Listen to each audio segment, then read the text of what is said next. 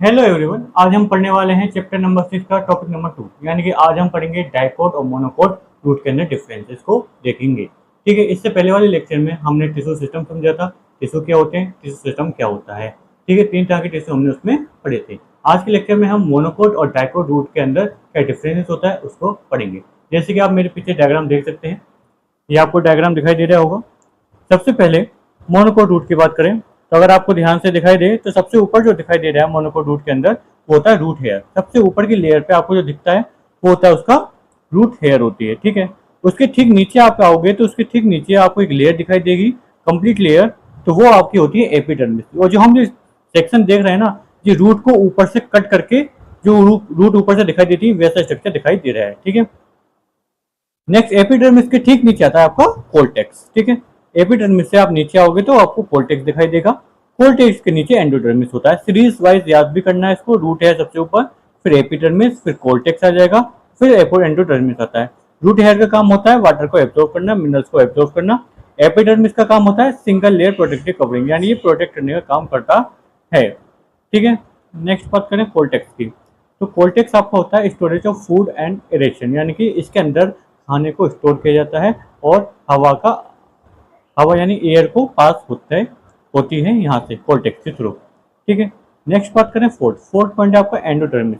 Endodermis उसके ठीक नीचे होती है, सिंगल लेयर होती है जिसके अंदर कैस्पिरन स्ट्रिप देखने को मिलती है। इंपॉर्टेंट है, एंडोडर्मिस के अंदर कैस्पिरन स्ट्रिप देखने को मिलती है। और कैस्पिरन स्ट्रिप का काम होता है कैस्पिरन स्ट्रिप का काम होता है कि मूवमेंट को देखना, कौन सी चीज अंदर आएगी कौन सी चीज बाहर आएगी। ठीक है, ये हर एक चीज को अंदर बाहर जाने नहीं देता है।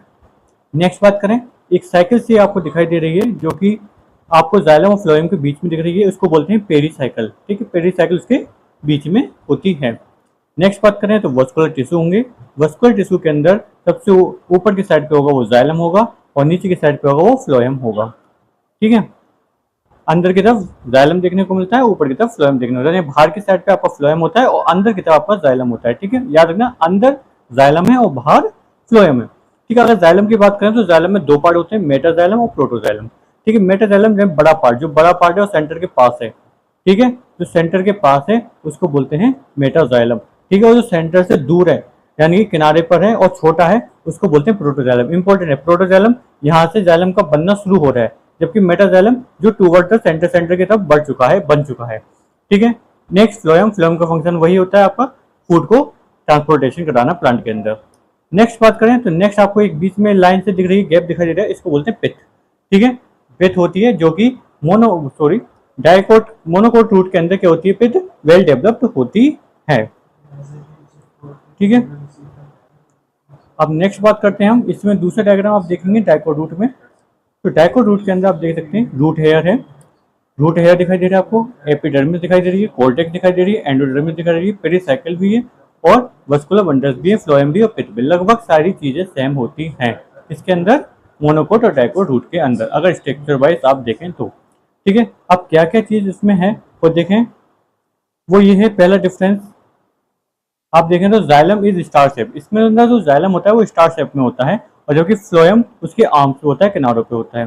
फिर इसकी एब्सेंट होगी या फिर बहुत कम होगी, छोटी होगी या फिर एब्सेंट होगी। ठीक है, इसके अंदर डाइकोट के अंदर कैम्बियम में प्रेजेंट होता है, सेकेंडरी ग्रोथ देखने को मिलती है, जबकि मोनोकोट के अंदर सेकेंडरी ग्रोथ देखने को नहीं मिलती है और कैम्बियम एब्सेंट होता है। ठीक है, अब नेक्स्ट बात करते हैं सबसे पहले डाइकोट रूट के बारे में। ठीक है, तो डाइकोट रूट के बारे में पहले पढ़ते हैं। आपको स्ट्रक्चर दिखाई दे रहा है वो पीछे। सबसे पहला पॉइंट है आउटर मोस्ट लेयर, सबसे बाहर की लेयर को एपिबिलेमा बोला जाता है, जो cell produce unicellular root hair, जिसके अंदर से रूट हेयर प्रोड्यूस होते हैं। ठीक है, एपिबिलेमा बोला जाता है जहाँ से रूट हेयर निकलते हैं। उसके ठीक नीचे आएंगे आपको कोल्टेक्स होगा, several layers of thin walled parenchymal cells with intercellular spaces, यानी कि इसके अंदर आपको इंटरसेलुलर स्पेसेस देखने को मिलेंगी, गैपिंग होगी और एक पतली सी वॉल देखने को मिलती है जो कि पेरिकाइमल सेल की बनी होती है। इनरमोस्ट लेयर, इसकी सबसे अंदर की जो लेयर होती है वो एंडोडर्मिस होती है। ठीक है, और बाहर वाली होती है वो एक आपकी एक्सोडर्मिस होती है। ठीक है, एक्टोडर्मिस। ठीक है, सबसे पहले इनर मोस्ट लेयर की बात कर लेते हैं एंडोडर्मिस की। तो सिंगल लेयर होती है, ये बेरल शेप में होगी, यानी कि बेरल का काम करेगी, रोकने का काम करेगी, विदाउट इंटरसेलुलर स्पेस, इसके अंदर कोई भी इंटरसेलुलर स्पेस नहीं होता है। रेडियल वॉल देखने को मिलती है, वाटर इम्पर्विएबल, और इसके अंदर पानी का आना जाना बंद होता है क्योंकि इसके पास कैस्पियन स्ट्रिप होती है। कैस्पियन स्ट्रिप का काम होता है कि पानी को अंदर बाहर आने ना दे, वैक्स स्ट्रिप ऑपोजिट होता है। नेक्स्ट बात करें तो एंडोडर्मिस की, ठीक है, बी पेरिसाइकिल, हाँ एंडोडर्मिस के ठीक बराबर में पेरिसाइकिल होती है जिसके अंदर few layers of thin wall parenchymal cell देखने को मिलती हैं। उसके बाद पिथ आ जाता है, पिथ के अंदर स्मॉल इनकॉन्स्पेसेस होते हैं, ये बहुत छोटा होता है या इनकॉन्स्पेस होता है समझ में नहीं आता, इस तरीके का स्ट्रक्चर होता है। कंजक्टिव टिश्यू देखने को मिलते हैं, पेरिकाइमल सेल्स बिटवीन जाइलम और फ्लोएम, ठीक है। कंजक्टिव टिश्यू होते हैं यानी ऐसी सेल, पेरिकाइमल सेल जो जाइलम और फ्लोएम के बीच में, जाइलम और फ्लोएम के बीच में अगर कोई सेल प्रेजेंट है उसको पेरिकाइमल सेल बोलते हैं और वो कंजक्टिव टिश्यू में आता है। वस्कुलर कैम्बियम इसके अंदर डेवलप होता है, develop later between xylem phloem, यानी बाद में जाके इसमें डेवलप होता हुआ दिखाई देता है डाइकोट में। स्टील क्या है, स्टील इंपॉर्टेंट है। All tissue on the inner side of the endodermis, endodermis के अंदर साइड पे जितने भी टिश्यूज हैं वो सब आपके स्टील के अंदर आते हैं। कौन कौन से, पेरिसाइकिल, वस्कुलर बंडल, पिथ और कैम्बियम, ठीक है। चारों टिश्यू किसके अंदर आएंगे, स्टील के अंदर आते हैं, इंपॉर्टेंट है, ठीक है। आप जल्दी से की पॉइंट समझ लेते हैं इसका, डाइकोट रूट का, ठीक है। सबसे पहले एपिब्लेमा रूट हेयर को प्रोड्यूस कराती है, कोर्टेक्स बोए में बहुत सारी लेयर देखने को मिलती है और इंटरसेलुलर स्पेस होता है। एंडोडर्मिस जो होती है वो सिंगल लेयर होगी, उसके पास कैस्पियन स्ट्रिप प्रेजेंट होता है। उसके बाद आती है पेरिसाइकिल, पेरिसाइकिल इसमें थोड़ी सी पेरिसाइकिल होती है, फ्यू लेयर्स होती है इसके अंदर। और पिथ क्या है, स्मॉल, या तो कम होगी या फिर इनकॉन्स्पेस होगी, पता नहीं चलेगी। नेक्स्ट बात करें कंजक्टिव टिश्यू, इसमें प्रेजेंट होते हैं और जाइलम और फ्लोएम के बीच में होते हैं और कैम्बियम इसमें बाद में जाके डेवलप होता है।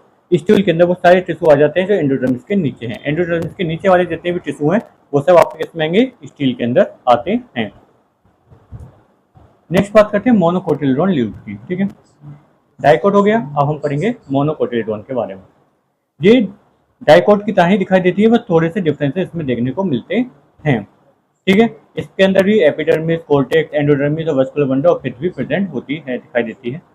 इन मोनोकोट नंबर ऑफ, इसमें जो पहला डिफरेंस है वो ये है, number of xylem more than 6। इसमें जो जाइलम होते हैं वो 6 से ज्यादा होते हैं, जिसकी वजह से इसको पॉलीआर्क बोला जाता है। याद रखना, इसमें जो जाइलम होते हैं मोनोकोटिलेडोन में वो 6 से ज्यादा होते हैं, जिसकी वजह से इसको पॉलीआर्क बोला जाता है। जाइलम बर्डर इसके जो होंगे वो कैसे होंगे, बड़े होते हैं और वेल डेवलप्ड, अच्छे से डेवलप दिखाई देते हैं। Monocot root do not undergo secondary growth, इसके अंदर सेकेंडरी ग्रोथ नहीं होती है, इसके अंदर वेस्कुलर कैम्बियम प्रेजेंट नहीं होता, इंपॉर्टेंट है, इसके अंदर वेस्कुलर कैम्बियम प्रेजेंट नहीं होता, जिसकी वजह से सेकेंडरी ग्रोथ देखने को नहीं मिलती। अब जल्दी से मोनोकोट रूट के भी क्या पढ़ लेते हैं, इंपॉर्टेंट पॉइंट्स, ठीक है। सबसे पहले एपिडर्मिस होता है इसके पास और उसके पास रूट हेयर होगी।